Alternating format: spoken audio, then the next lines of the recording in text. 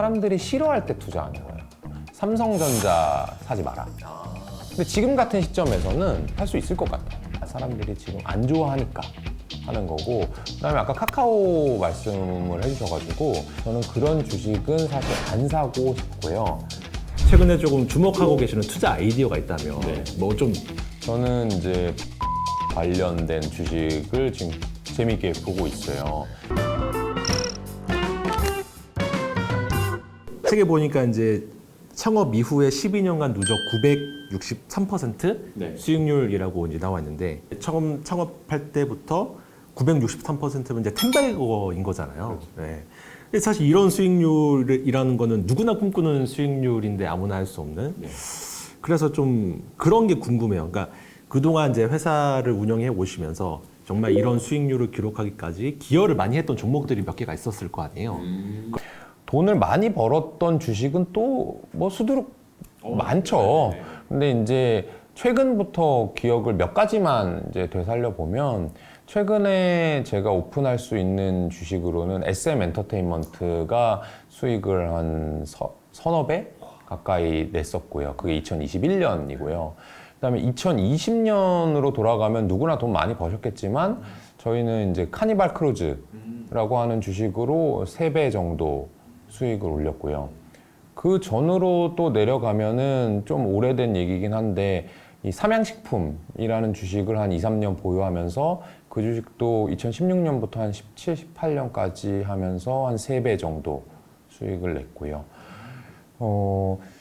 그 전으로 또 내려가면 크라운 제과라고 해서 2015년이었던 것 같은데, 이 허니버터칩이라는 과자가 데이트를 치면서 그것도 2배에서 3배 가까이 수익을 냈고요. 한 3년 정도 가지고 있어도 이 회사는 이익이 성장할 것 같고, 특별한 문제가 없는 한 망하거나 또는 소비자의 외면을 받을 일은 없겠다라고 하는 회사를 분석해서 투자를 하는데, 그런 것을 언제 투자하느냐? 사람들이 싫어할 때 투자하는 거예요. 좋은 기업이 싸게 거래될 때 투자를 해놓으면 언젠가 또 사람의 마음은 손바닥 뒤집듯이 바뀌거든요.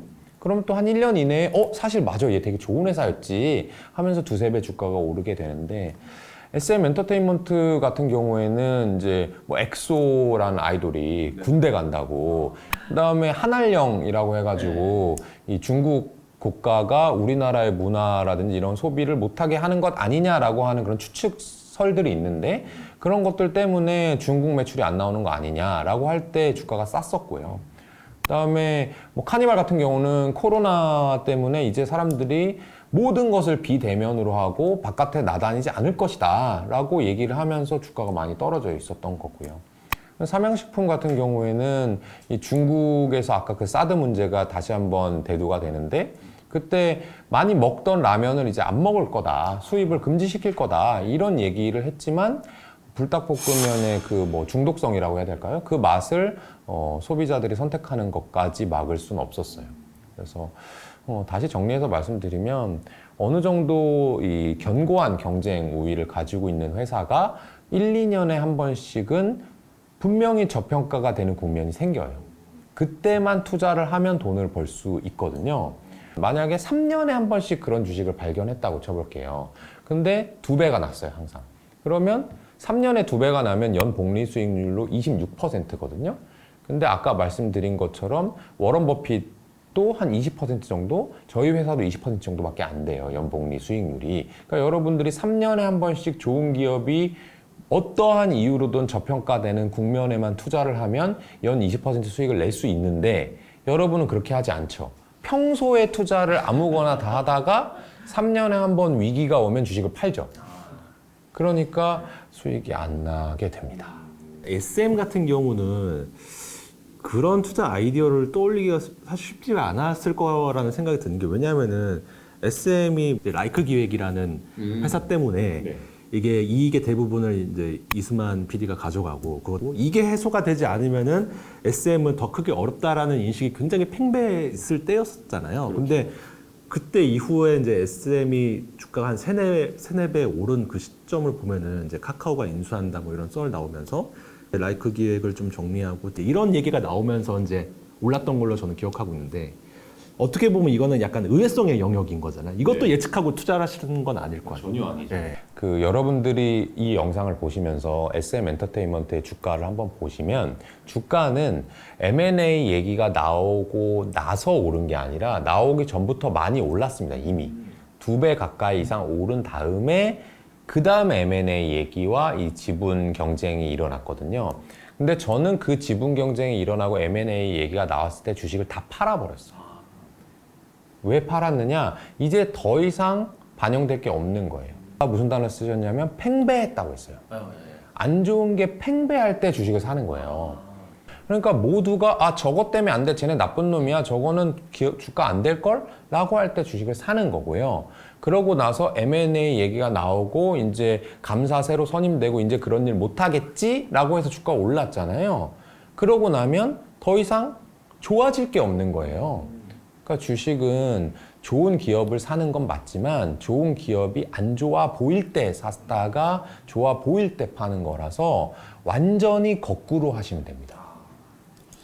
그 작년에 나셨던 책 제목이 이제 부자들은 이런 주식을 삽니다라는 거잖아요. 근데 사실 그 지금 시점에 그럼 진짜 부자들은 무슨 주식을 살까가 되게 궁금하거든요. 말씀하신 것처럼 진짜 부자들은 뭔가 다른 사람들보다 마인드가 다른 건지 아니면은 다른 사람들하고 똑같이 그냥 평범하게 삼성전자, 카카오 이런 거 사는 건지 그게 좀 궁금한데 어때요? 제가 부자들은 이런 주식을 삽니다를 냈을 때 그 책의 광고 카피가 그거였어요. 삼성전자 사지 마라. 삼성전자를 사람들이 많이 갖고 있는 걸 보아하니 이제 삼성전자를 투자할 만한 가치가 많이 없어졌겠구나 했던 거고. 근데 지금 같은 시점에서는 부자들도 삼성전자 살 수 있을 것 같아요. 왜냐하면 삼성전자가 좋냐, 좋아 보이냐, 현재 안 좋아 보이잖아요. 뭐 전반적으로 뭐 베스트바이라든지 아마존의 전자제품 재고도 늘어났다고 하죠. 그 다음에 반도체 업황이 별로 안 좋으니까 공장 증설하는 것을 뭐 재검토하겠다 이러고 있죠. 그럼 반대로 부자들은 지금 이런 주식을 살 수도 있는 거죠. 그게 대형주고 알려졌기 때문에 무조건 안 한다 한다의 개념이 아니라 사람들이 지금 안 좋아하니까 하는 거고, 그 다음에 아까 카카오 말씀을 해주셔가지고 고점 대비 많이 떨어진 이 정보 기술주에 대해서 반등이 나올 거냐 아니면 주식시장이 오를 때 주도주가 바뀔 거냐에 대한 것은 조금 의견이 갈리긴 하고요. 예전에 올랐던 주식이 다시 반등할 거다라고 말씀하시는 것들은 일반적이었던 시장의 주도주와 달리 정말로 큰 메가 트렌드잖아요. 모든 게 온라인화 된다. 앞으로 이런 회사가 안 된다고 볼 수가 없다. 인류의 문명상이라고 보시는 것 같고요. 근데 저는 그 말에 공감은 하지만 그건 어쨌든 미래의 일이잖아요. 저는 미래를 예측하는 것보다는 과거와 통계, 평균 회귀를 보는 걸 좋아하는 사람이에요.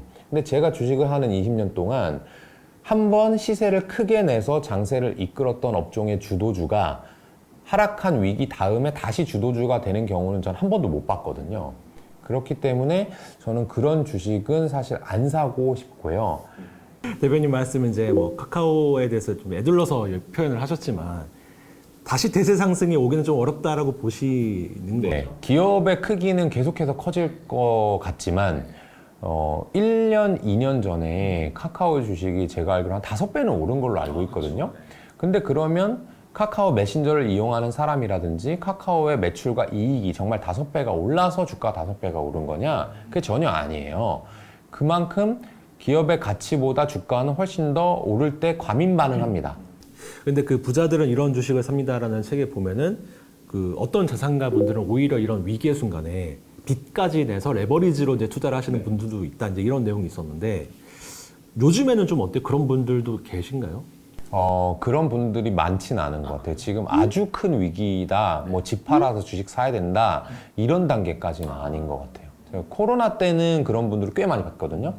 근데 아직까지는 안 그런 것 같고, 그게 코로나와 좀 차이가 있었던 점은 코로나는 단기적인 이슈라고 생각하셨던 분들도 많고, 그렇기 때문에 주가가 빠르게 떨어졌다가 빠르게 오르니까 그 시기에서 주식을 급격하게 사야 된다 하시는 분이 많았던 거고, 지금은 제가 아주 큰 위기라고 생각하진 않지만 전형적인 약세장이라고 판단하는 이유는 뭐냐면 일반적인 경기 순환의 일종이라고 저는 생각하는 거예요. 3, 4년에 한 번씩 이런 때는 꼭 오거든요.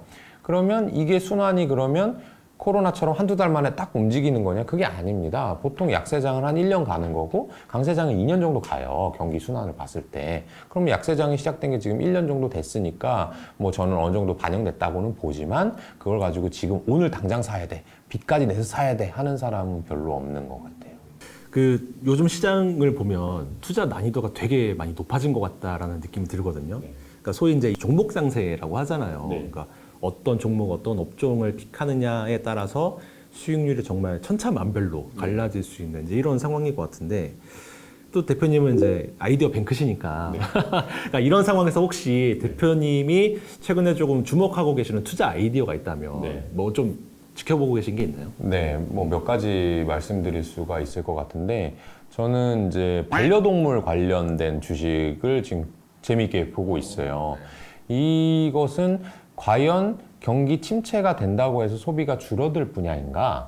아니면 이거는 꾸준히 소비가 될 분야인가? 라고 봤을 때 다른 업종과 비교하면 조금 견고할 수 있는 분야가 아닐까 이렇게 생각을 하고 있고요. 그다음에 매번 말씀드리는 얘기들인데 저는 인플레이션이 어느 정도 실질적인 정점을 찍었던 아니면 그건 아니지만 투자자들이 정점이라고 생각하던 둘 중에 하나는 정점인 것 같아요. 그 얘기는 앞으로 조금 둔화될 가능성이 있다. 물가 상승이 떨어질 가능성이 있다. 이렇게 보고 있거든요. 그랬을 때는 최종 수요처는 꾸준히 판매해야 되는 필수 소비재 성격을 띠고 있어서 매출액은 줄어들지 않았는데 그 물가 상승 때문에 이 원가라든지 판매 비용이 올라가서 지금 영업이익은 안 나고 있는 회사들이 몇 군데 보여요. 그런 회사들은 앞으로도 판매는 꾸준히 될 거니까 매출액은 유지된다고 가정할 수 있을 거고 그런데 물가가 조금 꺾인다고 보면은 이익률이 올라갈 수 있는 그런 국면이거든요. 저희는 역발상으로 봤을 때 이런 주식은 지금 샀을 때 잃을 가능성이 별로 없다. 크게 두 축인 것 같아요. 꾸준하게 소비가 일어날 수 있는 분야. 그다음에 인플레이션이 개선됐을 때 이익이 폭발적으로 증가할 수 있는 분야. 그리고 항상 저희가 좋아하는 히트 상품형 주식들은 계속해서 눈을 주시하고 있고요. 반려동물 얘기하셨으니까 혹시 이제 주변에서 그런 사례를 접하신 거예요? 반려동물에 대한 주목하시게 된 계기가 따로 있는 건지 제가. 주목하게 된 계기는 사실은 이건 꽤 오래된 얘기고요. 오래 전부터 저희 회사가 반려동물 주식을 좋아했어요. 근데 반려동물은 저뿐만 아니라 누구도 되게 자연스럽게 접근할 수 있는 아이디어잖아요. 그런데 우리나라엔 그런 주식이 없고 해외엔 있더라고요. 그래서 내가 생각하는 거를 국내에서 소화할 수 없는데 해외에서 할 수 있구나 해서 그런 주식들을 많이 리스트업을 해놨었고요. 그 중에서 몇 가지 투자했던 데도 있고 팔았던 데도 있고 근데 그럼 이제 반려동물 시장이 계속 성장할 거라고 보시는 이유는 뭐예요? 반려동물 시장이 지금보다 더 성장하겠느냐? 그거는 사실은 잘 모르겠어요. 하지만 최소한 유지 이상 될 것 같고요. 뭐냐면 젊은 세대일수록 반려동물을 이 반려라는 단어에서도 알 수 있듯이 이 내가 뭐 장난감으로 보는 게 아니라 나의 가족이라고 보는 세대가 늘어나고 있대요. 그 세대들은 실제로 한 마리의 반려동물당 지출하는 비용이 커지고 있습니다. 그리고 그 반려동물한테 뭔가 지출을 하는 분야가 이것도 오프라인에서 온라인으로 바뀌어가고 있거든요. 온라인으로 어쩔 수 없이 이제 밖에를 못 나가니까 구매를 해봤더니 좀 편하네. 이거 내가 굳이 월마트 가가지고 무겁게 이렇게 들고 올 필요가 없네? 라는 걸 느끼게 해준 거죠. 그러니까 저도 지금 이제 순간 든 생각인데, 그러니까 뭐 최근에 이제 뭐 우리나라뿐만이 아니고 주요 이제 선진국들이 다 이제 저출생 문제를 겪고 있고, 또 1인 가구들이 늘어나고 있는 문제도 있고, 이제 아이는 안 낳고 이제 1인 가구가 증가하고 있는 상황에서 나의 애정을 쏟을 대상이 아이에서 반려동물로 바뀌는 상황이다. 이렇게 봐도 되는 건가요? 그거는 실제로 통계가 있더라고요. 1인 가구일수록 반려동물을 기르는 비율이 더 높답니다. 그러니까 저도 이제 뭐 뉴스나 뭐 인터넷 커뮤니티에서 나오는 이제 그런 것들을 보면 이제 1인 가구인데 이제 보통 1인 가구가 이제 수입이 적고 이제 뭐 생활이 좀 어렵고 내가 이제 뭐 입으로 먹을 거 이런 거 좀 아껴서 나는 병원 안 가도 내 반려동물이 아프면 병원 보내고 맞아요. 보통 이제 옛날에 우리 부모님 세대들은 이제 자녀들한테 돈 쓰는 데를 별로 안 아껴 했는데 이제는 이게 반려동물로 바뀌는 건가? 이제 이런 생각도 좀 들고. 지금 말씀하셨던 그 키워드들을 구독자님도 돌려서 보세요. 제가 반려동물이라고만 얘기했는데 되게 스페시픽한 키워드들을 지금 많이 말씀하셨거든요. 그런 기업들을 투자하겠다는 겁니다. 지금. 그런 기업들이 우리나라에는 아직 상장사 중에는 없나요? 제가 알기로는 없어요. 아 그래요? 오. 그러면 해외 기업 중에서 이런 펫케어 관련 업종이 있다면 그거는 뭐 지금 말씀하시긴 조금 뭐 어려우실 수 있어요. 종목명은 얘기할 수가 없습니다. 왜냐하면 제가 네네. 사야 되기 때문에요. 알겠습니다. 그건 이제 각자 인터넷 검색을 해보시면 아마 잘 나와 있으니까 이렇게 찾아보시면 될 것 같고요. 그 마지막으로 사실 지금 물려 계신 분들이 많이 계시잖아요. 네. 좀 힘들어하실 텐데 뭐 위로의 한마디라도 해주신다면. 진짜 너무 당연한 말이라 위로가 될진 모르겠는데 제가 지금 시장은 당연한 경기 순환이다라고 말씀드렸어요. 경기가 좋았을 때를 기억해 보세요. 여러분들 급여가 아마 작년, 재작년에 급여 생활자분들은 대부분 올랐을 겁니다. 그래서 그 오른 월급이라든지 또는 부의 효과로 다른 자산 오른 것 때문에 구매도 이것저것 많이 하셨을 거예요. 뭐 명품 사신 분들, 집에 인테리어를 갑자기 하신 분들, 그런 좋게 되고 나면 또 나쁜 시기가 옵니다. 그래서 주가는 떨어진 거예요. 근데 또 이러고 나면 다시 뭔가 공급이 줄어들고요. 열심히 허리띠를 졸라매고요. 그러고 나면 다시 수요 초과 상태가 되면서 경기가 좋아지는 거예요. 당연히 올라가요. 경기는 다시 달아올라집니다. 그렇기 때문에 처음 겪은 하락장이라 좀 당황스럽고 마음 아플 순 있지만 만약 여기서 여러분들이 팔고 포기하시면 평생 주식해서 이제 돈 벌 기회가 없어지실 거예요. 근데 아마 한 2년 정도만 기다려보세요. 제가 3년 정도가 경기 순환 주기라고 했으니까 그때 돼서 다시 지금의 잔고를 확인해 보세요. 그럼 분명히 올라 있을 거예요. 그러고 나면은 이런 거구나. 그래서 좀 떨어지면 또 사고 조금 기다리면 또 오르고 올랐을 때는 좀 줄이고 이렇게 하라는 거구나.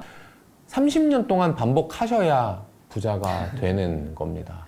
반드시 포기하지 마시고 제 말 믿어주시고 또 1년 후, 2년 후에 보시면 사실이라는 것을 알게 될 겁니다. 네, 지금까지 더 퍼블릭 자산운용의 김현준 대표님 모시고 좋은 말씀 많이 들었는데요. 네, 영상 재밌게 보셨다면 구독과 좋아요 그리고 댓글도 많이 부탁드리겠습니다. 감사합니다. 고맙습니다. 네.